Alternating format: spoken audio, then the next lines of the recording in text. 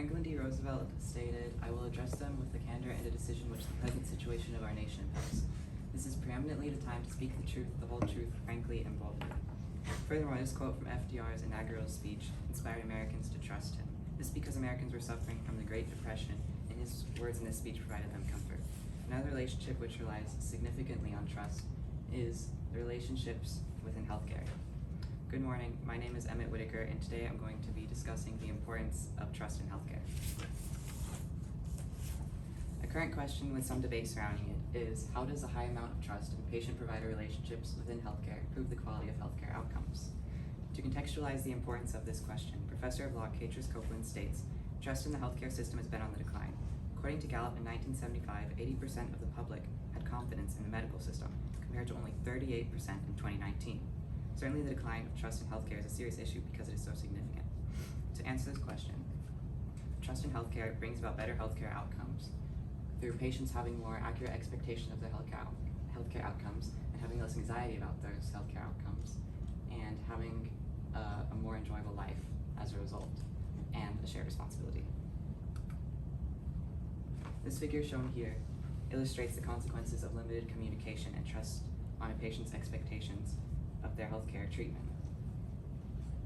Because communication, and if they communicate better, their expectations will be more accurate, and then their quality of their healthcare outcomes won't decline. So, however, if the opposite happens, and patients and providers communicate well, their trust will increase and those consequences won't happen. To increase trust, increasing communication is needed. To do this, aspects proven to be important for communication were attentive listening, time available for the patient, whether patients trust their healthcare provider's competence, and whether patients felt that their healthcare provider had done all he or she could. As stated here, high expectations are related to lower communication. So if communication and trust is increased, patients will have more accurate expectations reflecting their treatment outcomes. Anxiety can be really difficult when people are uncertain. Novelist Doris Lessing depicts this in Through the Tunnel by writing, "He must go on into the blackness ahead or he would drown. His head was swelling, his lungs cracking. Even though his character was building up with anxiety, unsure if he would make it out, he trusted himself and that allowed for him to make it out." Additionally, trust improves healthcare outcomes because it lessens anxiety. According to sociologist Patrick Brown, trust is crucial for healthcare. Some level of anxiety is inherent in healthcare encounters due to the vulnerability and uncertainties involved. If this is not accompanied by trust, either the potentially vulnerable situation is avoided or abandoned, or the anxiety experienced in milder or more extreme forms is detrimental to patient experience, quality of life, and clinical outcomes. Trust is thus a means by which patients manage such anxiety. Less anxiety is very beneficial to society, and trust limits anxiety, so trust helps society. Other than the lessening of anxiety and increased accuracy, it provides a much more enjoyable life because of trust and also because of those outcomes. Patients were more satisfied with the treatment, showed more beneficial health behaviors, informed less symptoms, and reported a higher quality of life when they had higher trust in their healthcare profession. As seen in this graph, overall trust in healthcare relationship is indeed correlated to better life when trust is higher. Despite these improved healthcare outcomes from trusting relationships, the vulnerability may be seen as a problem. This quote here by Katris Copeland highlights this. Thus, they may be unable to recognize when a healthcare provider is putting their own financial interests ahead of the welfare of patients. Despite their lack of information, patients trust that their doctors have their patient's best interests at heart. This shows that providers may take advantage of a patient's trust while the patient is in a vulnerable spot for their own personal gain. However, although these are valid concerns, it is much wiser for a patient to trust their provider. This example here, the example portrayed here shows this. Many communities have had their trust betrayed by healthcare institutions in the past, but not trusting healthcare institutions at all will have a worse impact on their health. The quote highlighted here shows this. Professor of Philosophy Maya Goldberg states, "Early in the COVID pandemic, communities of color in industrialized nations hold far less likely to accept a COVID vaccine when it became available, despite these communities having suffered far greater rates of infection, morbidity, and mortality than non-racialized communities." This describes a terrible consequence that happened from a weak healthcare system in which trust was severely lacking. This can be avoided, however. Trust is partly a provider's responsibility. This graph right here shows that patients trust providers who show that they care about patients' health and well-being. So to increase a patient's trust in this relationship, a provider needs to show that they care about their patient. But the other half of it is also the patient's responsibility. The patient is responsible for trusting their provider and that they are doing their best.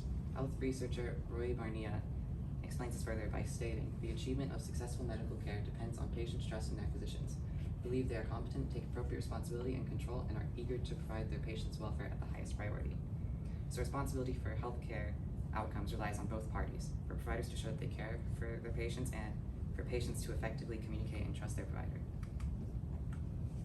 But besides healthcare, trust has been proven to be valuable in any relationship, so it would make trust in healthcare relationships different. The quote and graph shown here expresses that.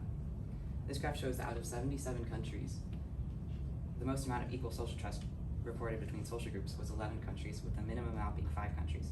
This means that equal social trust is not very present in society between social groups, and that's horrible.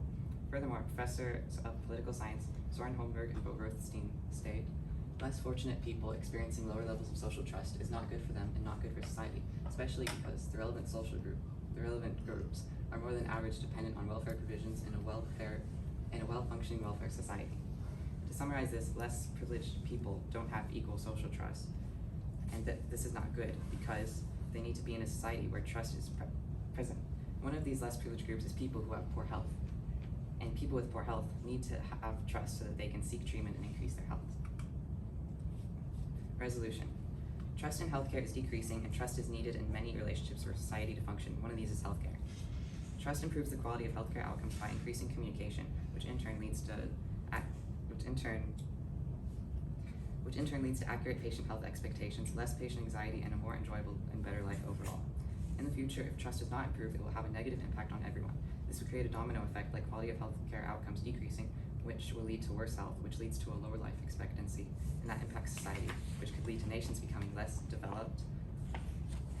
And on the contrary, if trust does not improve in healthcare and relationships, the quality of healthcare outcomes increase, leading to better health, and society will be more improved and connected. Thank you.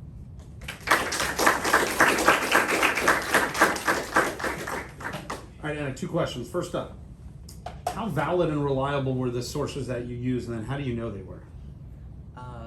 They're all very reliable because they're all peer-reviewed academic journals that I got from EBSCO. Okay, and what additional questions came up as you were working your way through this process?